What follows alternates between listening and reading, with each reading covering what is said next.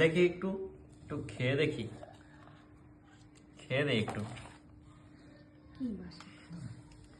এটা হলো তোমার বাসাটা হলো যশোরের। আতিক ভাই বলতো বিসমিল্লাহির রহমানির রহিম।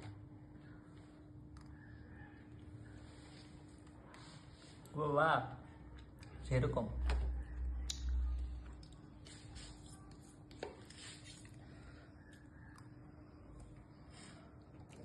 ঘরের বাজারের ঘরের গুড় বুঝতে হবে।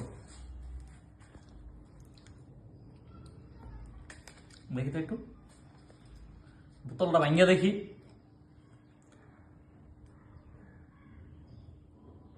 হুম,